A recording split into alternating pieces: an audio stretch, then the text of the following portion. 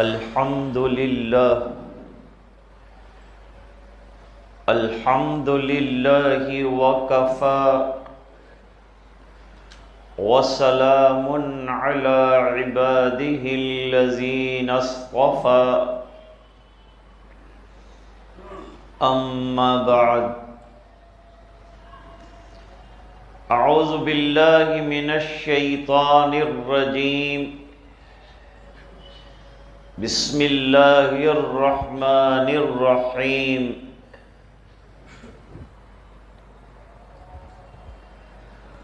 والوزن يومئذ الحق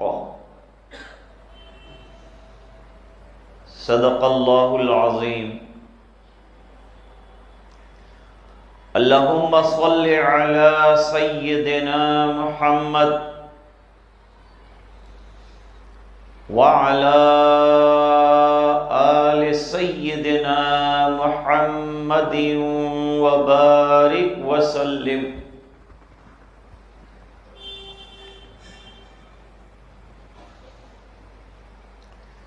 ہمارے عقائد میں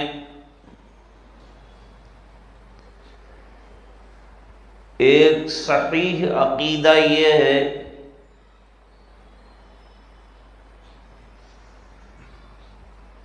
کہ قیامت کے دن اعمال کا وزن کیا جائے گا.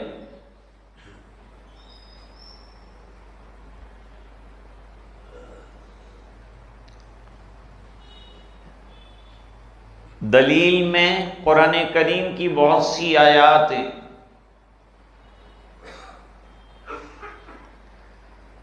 جن میں سے ایک آیت کریمہ کا حصہ آپ کے سامنے تلاوت کیا کہ اس دن وزن کا کیا جانا حق ہے.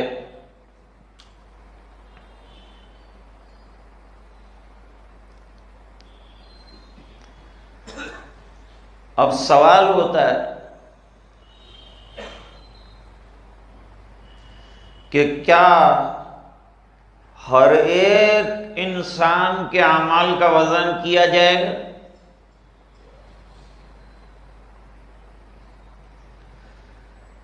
انسانوں میں انبیاء کرام بھی آ گئے، کافرین بھی آ گئے، عام مسلمان بھی آ گئے.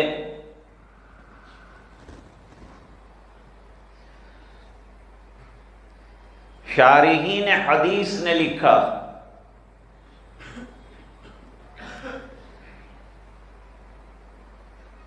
کہ اعمال کا وزن کیا جانا تو برحق ہے، لیکن بعض افراد اور بعض شخصیات وہ ہیں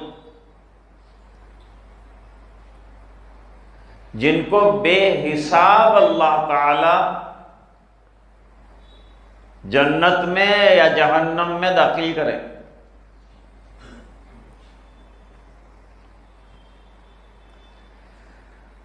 ان میں سے ایک انبیاء کرام ہیں. انبیاء کرام کے اعمال کا وزن نہیں کیا جائے گا، ان کو سیدھا جنت کے اندر داخل کیا جائے گا، تمام انبیاء کرام کو، کیونکہ ان کے عمل میں کوئی کمی ہے ہی نہیں، کوئی گناہ ہے ہی نہیں، لہذا ان کو سیدھا جنت میں داخل کیا جائے.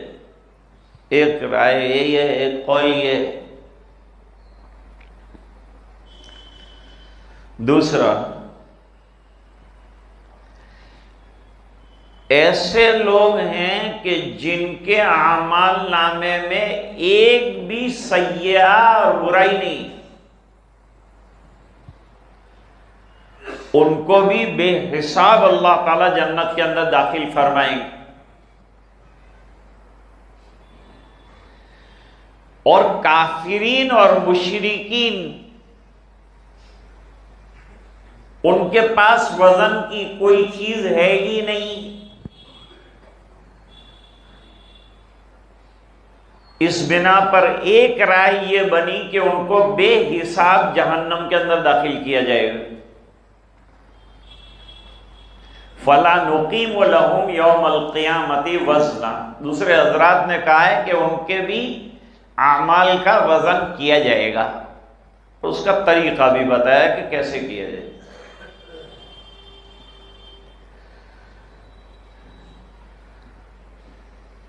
اور شارحین فرماتے ہیں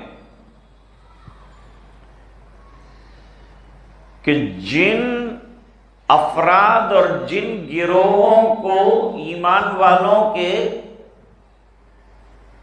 مستثنا کیا گیا ہے حدیث شریف کے اندر،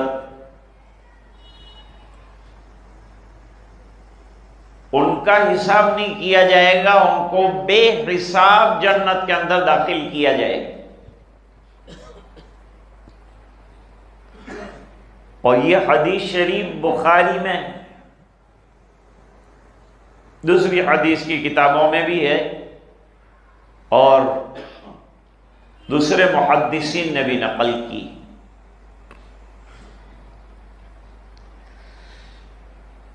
فرمایا کہ 70,000 لوگ ایسے ہوں گے جن کو اللہ تعالیٰ بے حساب جنت کے اندر داخل کریں گے، ان کے اعمال کا وزن نہیں کیا جائے گا، ان کو سیدھا جنت کے اندر داخل کیا جائے گا۔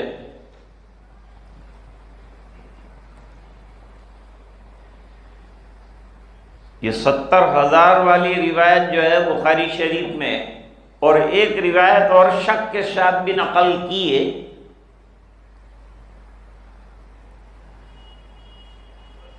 اس میں 70,000 کی جگہ 700,000 کہا ہے۔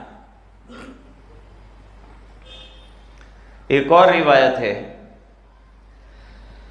اس روایت میں فرمایا کہ 70,000 بے حساب جنت میں جائیں گے، اور 70 میں سے ہر ایک کے ساتھ اور 70,000 جنت کے اندر بے حساب جائیں گے۔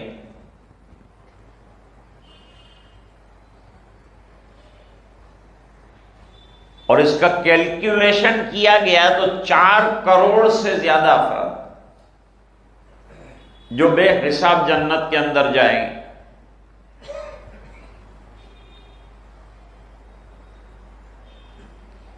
اب یہ کون لوگ ہیں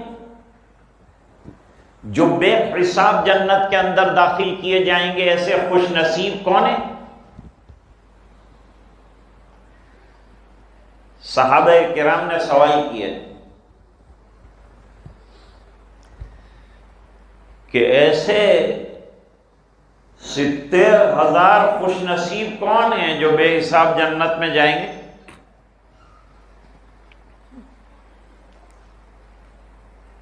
ایک حدیث شریف میں ہے کہ حضرت جبریل علیہ السلام تشریف لائے،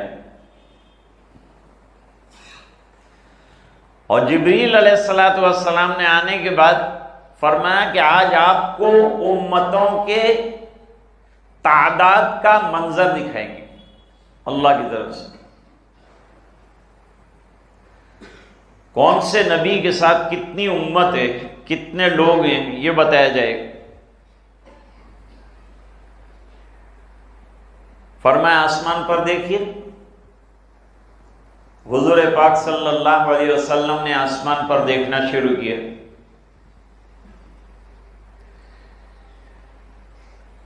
ایک نبی آئے، ان کے ساتھ کوئی نہیں تھا، برسوں تک دین کی دعوت دیتے رہے، کسی نے قبول نہیں کیا۔ بدبختی ہوگی قوم کی کہ اللہ کے رسول کی دین کی دعوت کو منظور نہیں فرمایا۔ جنہوں نے اللہ کے رسول کے دین کی دعوت کو منظور نہیں فرمایا ہے، ان کا انجام کیا ہوگا، یہ انجام کو بھی قرآن کریم میں بیان کیا ہے کہ تباہی اور ہلاکت کے علاوہ کچھ نہیں۔ اور مکے والوں کو کہا گیا کہ جب شام جاؤ تو تمہارے راستے کے دونوں کنارے پر ایسی ہلاک شدہ بستیوں کے کھنڈرات ہیں، وہ دیکھتے جاؤ، اور اندازہ لگانا کہ نافرمانوں کا انجام اللہ کے یہاں امتحان کیا ہوتا ہے۔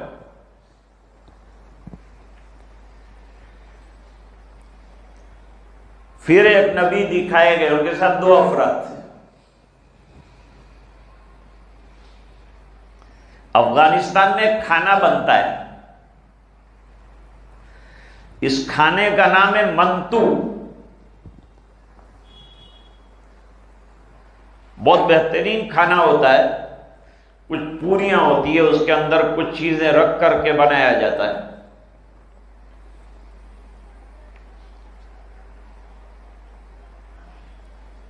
میں نے ان سے پوچھا کہ اس کا نام یہ منتو کیا رکھا ہے؟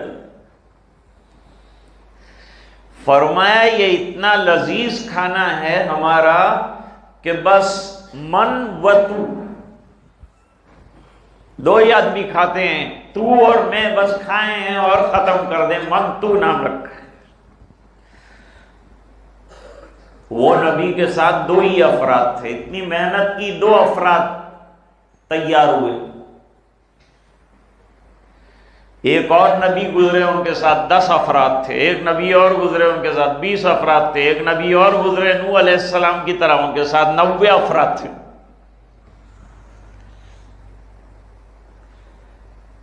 اب ایک بہت بڑا جمع غفیر نظر آیا.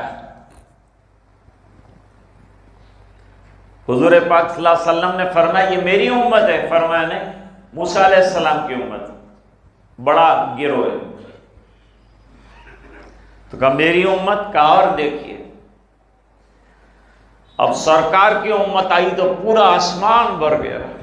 قیامت تک حضور پاک صلی اللہ علیہ وسلم کی دعوت چلے گی اور لوگ دین قبول کرتے رہیں گے یہاں تک کہ بہت بڑا گروہ تو تیار ہو گیا.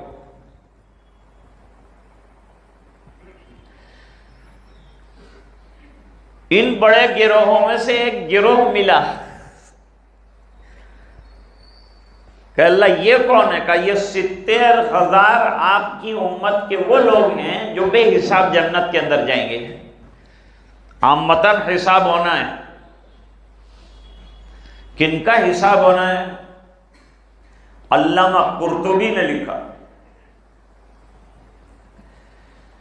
کہ ان افراد کا حساب ہونا ہے جن کے ملے جلے اعمال ہیں، اچھے اعمال بھی برے اعمال بھی. جیسے ہم لوگ ہیں، نماز بھی پڑھ لی، غیبت بھی کر لی، اچھا کام بھی کر لیا، پھر برا کام بھی کر لیا. کبھی نیکی پر ہم لوگ پانی پھیر دیتے.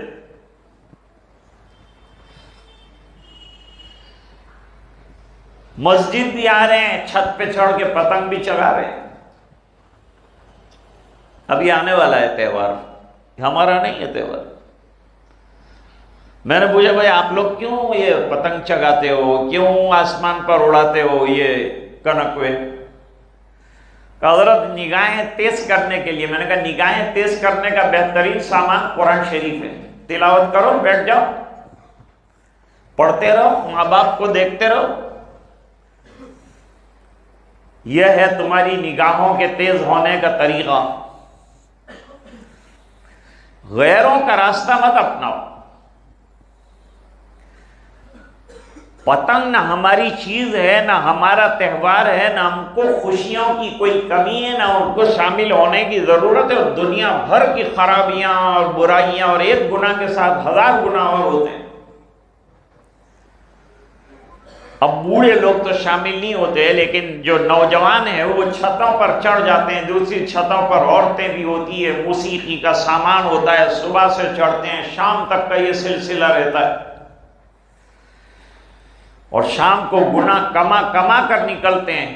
اور دوسروں کے اڑائے ہوئے پتنگ اور کٹے ہوئے پتنگ اور جو ہے وہ لوٹتے ہیں. لٹیرے بن کے اترتے ہیں شام کے کنارے پر. اتنا تھپا لے کے نکلے، انہوں نے کاٹا تھا، انہوں نے کاٹا تھا. یہ چور اور لٹیرے بن کے نکلے.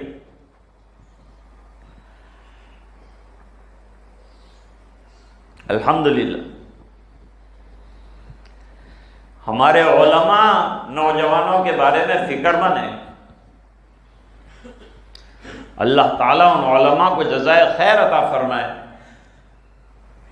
کہ تم نے تو فکر نہیں کی کہ ہمارا ایمان جا رہا ہے، ہمارا ایمان خراب ہو رہا ہے، ہمارا وقت ضائع ہو رہا ہے، ہمارا پیسہ ضائع ہو رہا ہے، ہمارا ٹائم ضائع ہو رہا ہے، ہماری حیا لٹ رہی ہے. نہیں خیال کیا تھا. ہمارے حضرت مفتی صاحب اس دن جو ہے ایک دن کے لیے کیمپ چلاتے ہیں مفتی طاہر صاحب، اس میں ہمارے نوجوانوں کو حصہ لینا چاہیے، اس میں بیانات بھی کروائے جاتے ہیں، ہم کو دینی تہوار بتائے جاتے ہیں، دینی طریقے بتائے جاتے ہیں۔ دوستو ہمارا ملک میں رہنا جو ہے نا دین کے ساتھ ہوگا، بغیر دین کے نہیں ہوگا۔ یاد رکھنا، دین چھوڑا نا تو اس ملک کو بھی تمہیں چھوڑنا پڑے گا ایک دن۔ نہ قرآن چھوڑو، نہ سنتوں کو چھوڑو، نہ سرکار کے طریقوں کو چھوڑو، نہ غیروں کے طریقے اپناؤ۔ اس طرح سے غیروں کے طریقے اپناتے اپناتے کہیں تمہیں دین نہ چھوڑنا پڑے کسی دن۔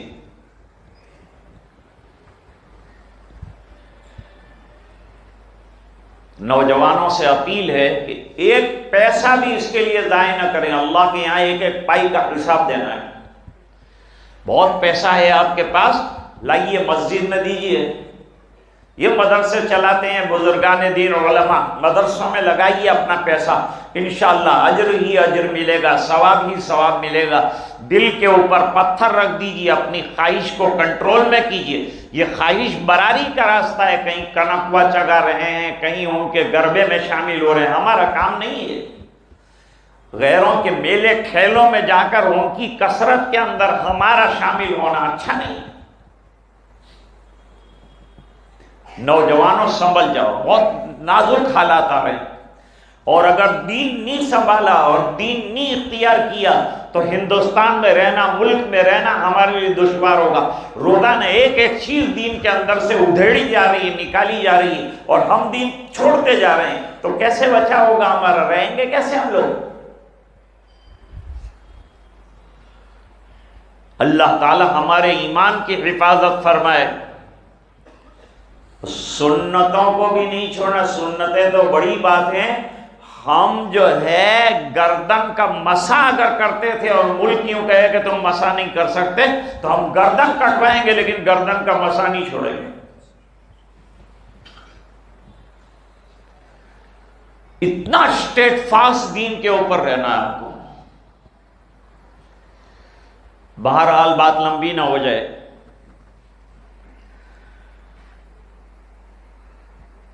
تو کن لوگوں کے اعمال کا وزن کیا جائے گا؟ جن کے اعمال میں کچھ اچھے بھی ہیں اعمال اور کچھ برے بھی ہیں۔ وَآخَرُونَ اعْتَرَفُوا بِذُنُوبِهِمْ خَلَطُوا عَمَلًا صَالِحًا وَآخَرَ سَيِّئًا عَسَى اللَّهُ أَن يَتُوبَ عَلَيْهِمْ۔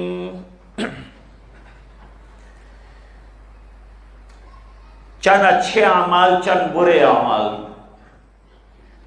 تو اب وزن کرنا پڑے گا کہ اچھے اعمال زیادہ کہ برے اعمال زیادہ۔ پھر فیصلہ ہوگا اللہ کے یہاں کہ جنت میں لے جائیں کہ جہنم میں لے جائیں۔ اب اس کی بڑی لمبی تفصیل علماء بیان کرتے ہیں۔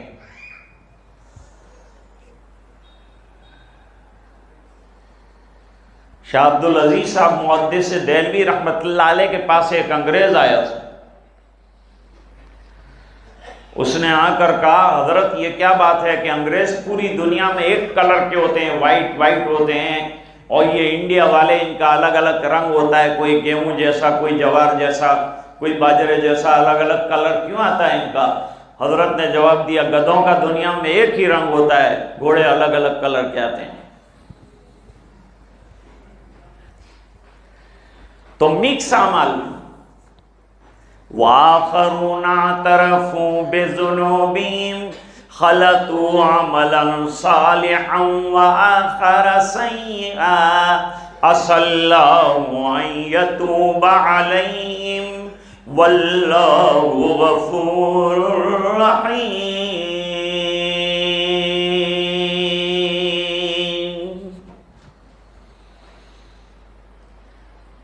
حدیث شریف میں فرمایا حضور پاک صلی اللہ علیہ وسلم کو حضرت جبریل علیہ السلام لے چلے، چلو آؤ ایک منظر دکھائیں۔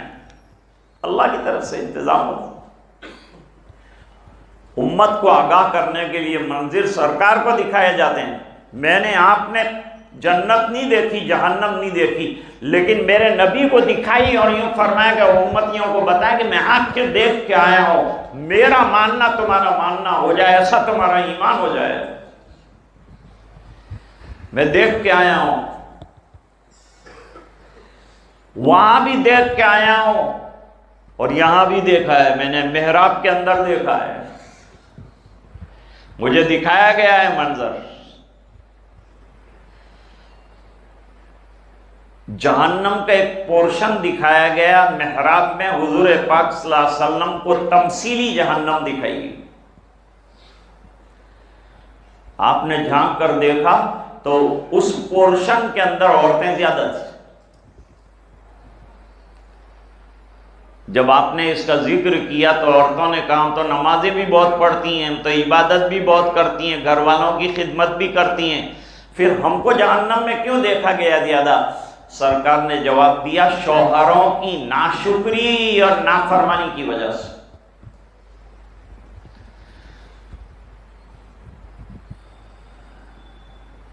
اب اکثر ایسا ہوتا ہے کہ تقریر کے اندر یہ حصہ بیان کرتے، عورتیں کہتی ہے کہ مولویوں کو کھلانے کا بھی، پھر ان کی برائیاں بھی برداشت کرتی، اچھا ان کو کھانا کھلا، پھر یہ ممبر پر بیٹھ کر ہم کو جہنم میں ڈالنے کی فکر میں ہے۔ ارے بھائی، سرکار نے اس لیے کہا ہے کہ عورتوں میں یہ جو خرابیاں ہیں یہ دور ہو جائیں، ان کے اندر خوبیاں پیدا ہو جائیں تو اللہ کی جنت بہت وسیع ہے، پھر وہ جنت میں داخل ہوں۔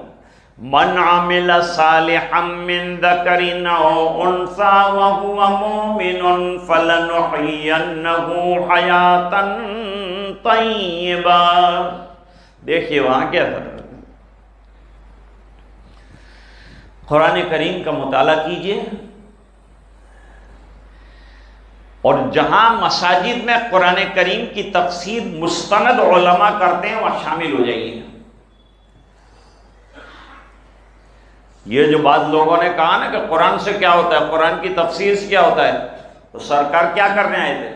سرکار کیا کرتے ہیں؟ وَأَنزَلْنَا إِلَيْكَ الذِّكْرَ لِتُبَيِّنَ لِلنَّاسِ مَا نُزِّلَ إِلَيْهِمْ وَلَعَلَّهُمْ يَتَفَكَّرُونَ۔ حضور مبین بن کے آئے ہیں، قرآن کریم کی تبیین دو طرح سے کرتے ہیں، قول سے بھی کرتے ہیں، عمل سے بھی کرتے ہیں۔ ارشادات رسول بھی شرح ہے قرآن کی، گائیڈ ہے قرآن کی، اور سرکار کا عمل بھی گائیڈ ہے۔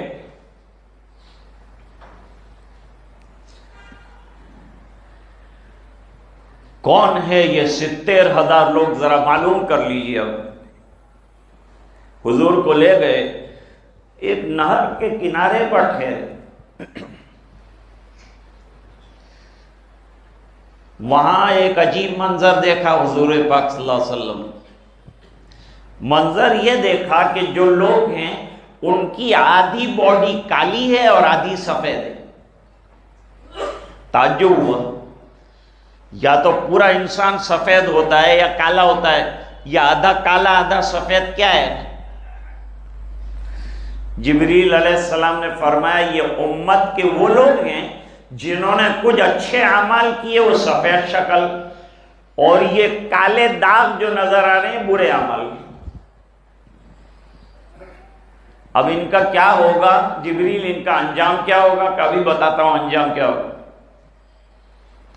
اشارہ کیا اللہ کے حکم سے، سامنے نہر الحیات ہے، آب حیات جسے کہتے ہیں، نہر حیات میں غوطہ لگایا وہ مکس کلر والوں نے، اور باہر نکلے تو بالکل چمکدار اور سفید ہو گئے۔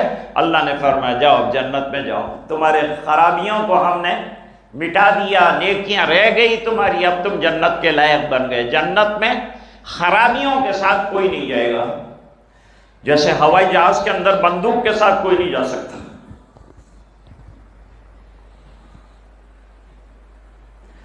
70,000 وہ لوگ ہیں الذین هم لا یتطیرون، جو لوگ بدفالیاں اور بدشگونیاں نہیں لیتے۔ ابھی الحمدللہ دعوت کی برکت سے، ہمارے مدرسوں کی برکت سے، ہمارے علماء کی محنت کی برکت سے، ورنہ پہلے ٹونے ٹوٹکوں کے اندر اگر سامنے سے بلی گزر گئی تو جاتا نہیں تھا سفر میں کہ نہیں بلی گئی ہے، یہاں تو بلیوں کی کمی نہیں ہے، تو جاتی رہیں گی، تو کیا ہم کام نہیں کریں گے؟ صبح صبح کالا کتا گزر گیا، یہاں تو ملک آزاد ہوا تو کالے کتے ہی زیادہ تھے۔ بیچارے گاندھی جی کہتے تھے کہ یہ گائے کی رکشا کرو، دیش کے اندر دودھ کی اور گھی کی نہریں بہیں گی۔ وہ تو ہم کو دیکھنے کے لیے ترس گئے، لیکن پیشاب کی اور گوبر کی نہریں بہہ رہی۔